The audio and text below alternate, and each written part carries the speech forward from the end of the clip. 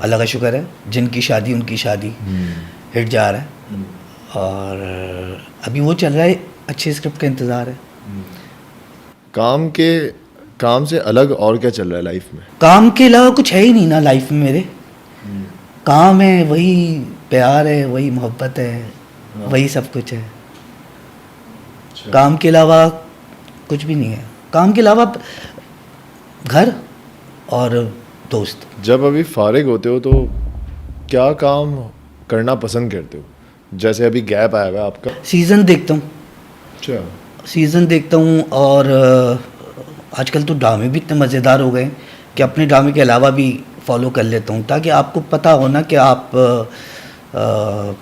काम किस तरह जा रहा है, किस तरह हो रहा है, और आप सीखते भी हैं। मेरा ख्याल है सीखने का अमल जो है वो जारी रहता है। तो आप अगर टाइम मिलता है मुझे तो मैं सीज़न देखता हूँ।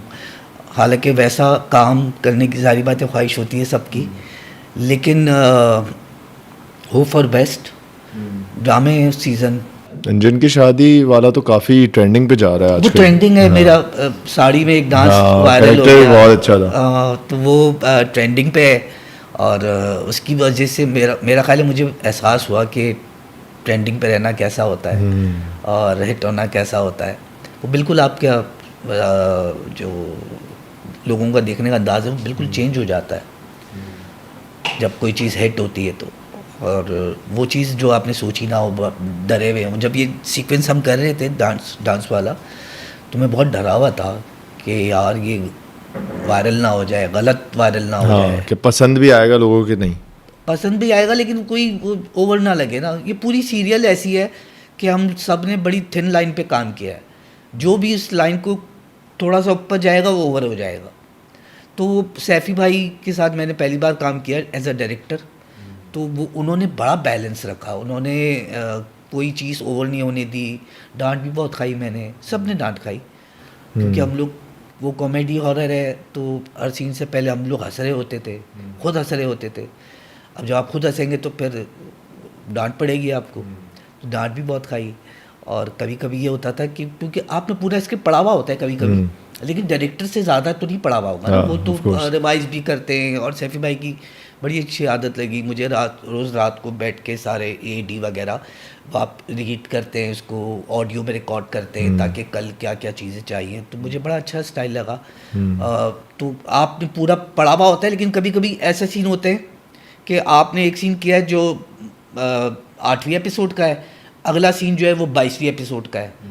तो वो सीन कभी कभी आप के जहन से निकल जाता है कि मुझे क्या एक्सप्रेशन देने। और ये बहुत ज़्यादा थिन लाइन पे था। तावीज़ होने चाहिए थे हमारे गले में, एक्सप्रेशन जिन आया हुआ है मुझ पे या नहीं आया हुआ, वो सारी चीज़ें याद रखना।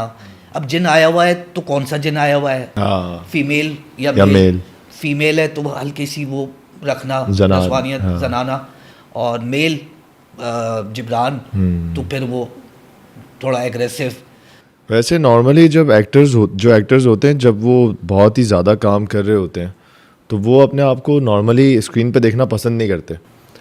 ऐसा होता है, जैसे सलीम भाई आए थे, उन्होंने कहा यार मुझसे मैं अपने आप को स्क्रीन पे देख नहीं सकता।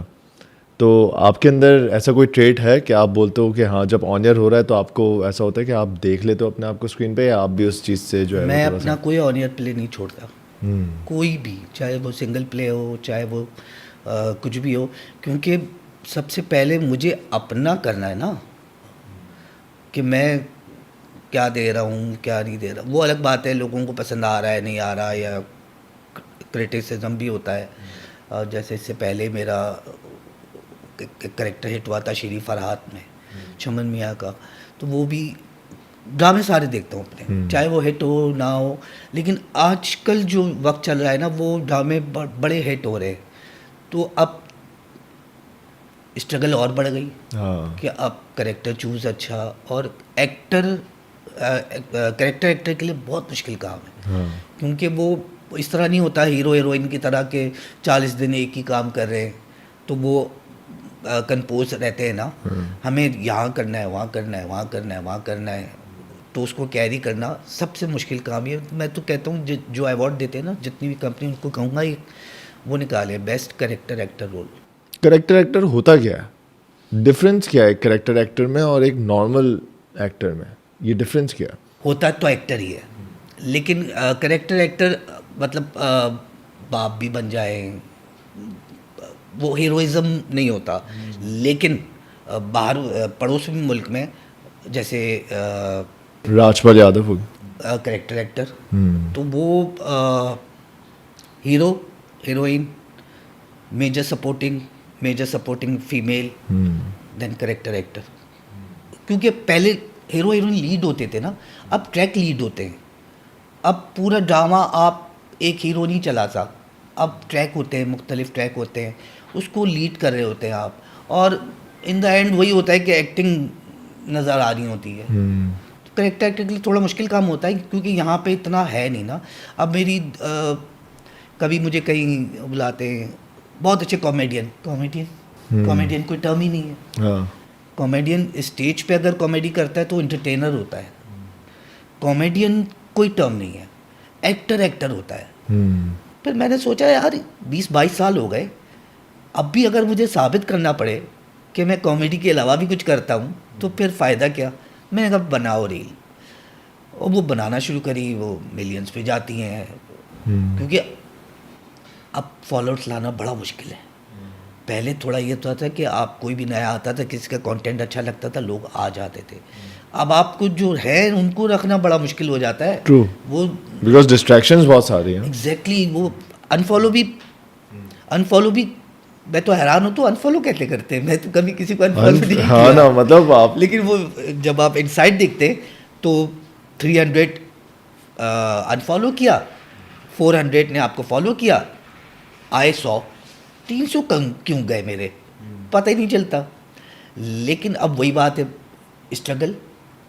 पहले आप एक्टिंग करके आ जाते थे, अब आपको एक्टिंग करनी है, सोशल मीडिया पे बताना है ये आ रहा है, ये कर रहा हूँ, ये है, फिर रील भी बनानी है, फिर इस पे लाइक्स भी आने हैं, फिर उसके व्यूज़ भी आने हैं, फिर आप तो इसी स्ट्रगल में लगे रहते।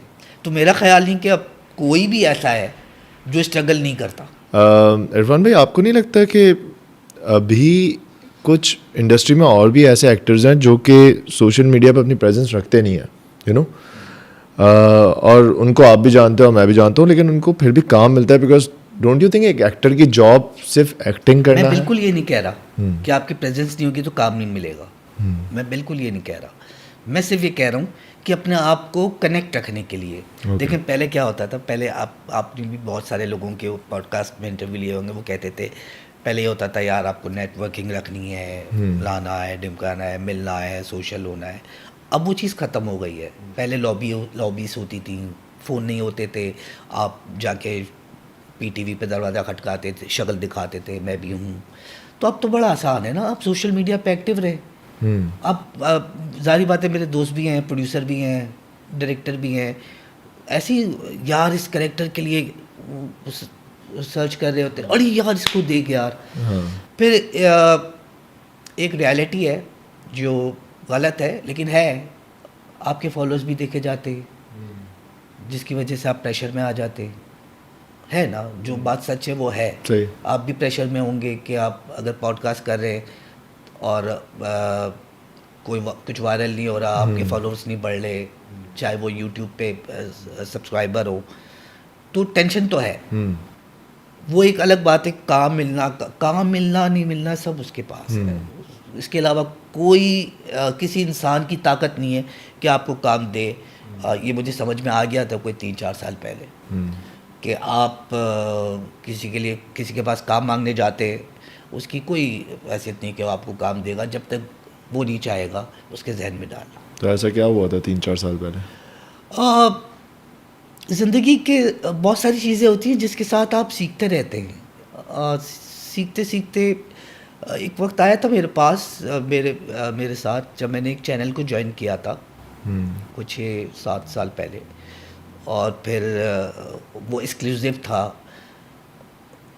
बोल टीवी, उसको मैंने किया था, जो मेरा ख्याल है कि मेरी बहुत बड़ी गलती थी, क्योंकि मुझे नहीं लगता कि उसके बाद समझ में आया। एक तो वो चैनल ऑन एयर नहीं था उस वक्त, लेकिन कभी कभी आप चले जाते हैं, फ्रस्ट्रेट हो जाते हैं, चले आते हैं, आप कहते हैं हाँ ठीक है यार पैसे आएंगे, अच्छे पैसे आएंगे, ये वो साइन कर लिया उसकी, अब वो ऑन एयर नहीं था। वो साइनिंग मतलब किस तरह आपने उसको परमानेंटली पेरोल पेरोल पे पेरोल ज्वाइन? पे, सही हाँ है। उस वक्त एक दौर चला था कि यार वो ये भी कर रहे वो भी कर रहे, मैंने भी कर लिया, चीज़ें अच्छी नज़र आई। हर अब मेरा ख्याल है वो अपने फ्यूचर को सेव करना होता है, करते हैं। उसमें ये था कि आप फिल्म कर सकते हैं, कमर्शियल कर सकते हैं, ड्रामा नहीं कर सकते, ड्रामा आप हमारे पास ही किसी करोगे? के पास नहीं कर सकते ड्रामा आप। और फिर वो ऑन ईयर भी नहीं है, ऑन ईयर होगा जैसे मैंने साइन किया तो 3-4 महीने बाद, तो आप इसी में होते कि यार चलो ऑन ईयर होगा ऑन ईयर होगा। वो ऑन ईयर होते होते कोई 7 महीने लग गए, ऑन ईयर नहीं हुआ। और फिर आप महीने में से कुछ 6 दिन काम कर रहे हैं, 24 दिन वही पैसे खा रहे हैं। फिर आप क्योंकि ऑन ईयर नहीं है तो आप अपना ख्याल भी नहीं रख रहे। दूसरा, उन दिनों में मैंने सीखा कि आपके पास आपको जितने पैसे दे देना कोई, कि भाई ये लाखों रुपए रखो और घर में बैठो, तो आप एक्टर हैं तो आप डेथ हो जाएंगे, आप मर Of course. जाएंगे। आप बिल्कुल जब तक अपने आप को नहीं देखेंगे, जब तक आपको कोई कहेगा नहीं कि यार मैंने आपको देखा।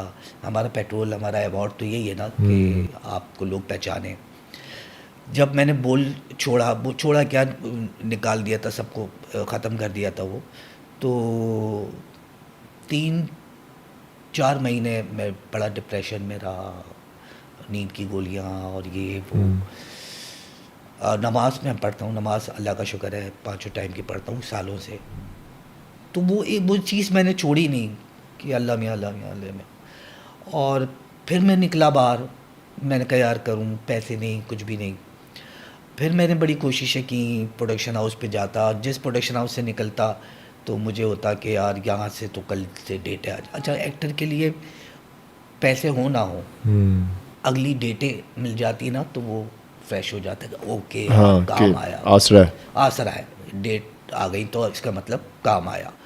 पैसे नहीं है लेकिन काम है, तो वो आपको ज़िंदा रखता है। तो वो मुझे उसमें 6 महीने लगे वापस से अपने आप को लोगों से जाके, प्रोड्यूसर से, प्रोडक्शन हाउस जाके मिलना, बताना। लेकिन फिर मैंने एक दिन बैठा हुआ था, बड़ा मैं अल्लाह मियाँ के सामने रोया। मैंने कहा अल्लाह मियाँ, मैं इनके पास जाता हूँ, काम नहीं मिलता, 6 महीने हो गए, तो मेरे जाने का फ़ायदा नहीं। मैं इससे अच्छा मैं तेरे पास बैठ के रो लूँ, तू तो बताएगा भी नहीं किसी को। और बस उस दिन फैसला किया कि किसी के पास नहीं जाऊँगा, काम नहीं मांगूँगा, काम मेरा रब देगा। किसी के पास से मिलने चला गया और बात है, लेकिन ये नहीं कहूँगा कि यार मुझे काम चाहिए, मेरे पास काम नहीं। अल्लाह आजमाता है, बस फिर अल्लाह ने ऐसा हाथ पकड़ा। तो ऐसा नहीं था कि मैं बोल से पहले मेरे छोटे मियाँ ट्रेंडिंग पे रहता था, वो उसमें मैं लीड कर रहा था। यार वैसे बच्चे बराए फ़रोख्त मैं बड़ा एक ट्रेजेडी रोल कर रहा था, बड़ा उस पे था, उस पे मुझे बोलने उठाया, इसीलिए उठाया कि आप हैं, रोज आप ट्रेंड कर रहे थे आप। ठीक है। तो अब वो मेरी गलती, लेकिन सीखा कि आइंदा क्या करना है। और फिर ये सीखा कि काम देने वाला वो है और कोई नहीं है, वो आपको जैसे दे। फिर ऐसे कुछ इंसिडेंट हुए कि जब डिप्रेशन में था, मुझे एक सीरियल की ऑफ़र आई और मैं बड़ा खुश कि यार ठीक है अल्लाह मियाँ, और 20-25 दिन लिए मेरे, और 1-2 दिन पहले मुझे कह दिया गया कि नहीं वो पैसे नहीं है, वो सीरियल कैंसिल हो गई। मैं फिर अल्लाह मियाँ के पास, मैंने कहा अल्लाह मियाँ ये क्या हो गया।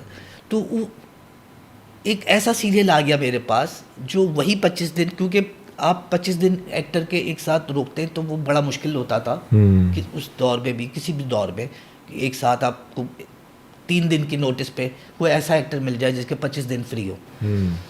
तो वो जैसे ही 25 दिन उसने मुझे फ्री किए, मैं बड़ा रोया। मैंने कहा अल्लाह मियाँ ये क्या हो गया मेरे साथ। मेरे पास फ़ोन आया और वही 25 दिन, बल्कि मैंने उस सीरियल को 70 दिन दिए।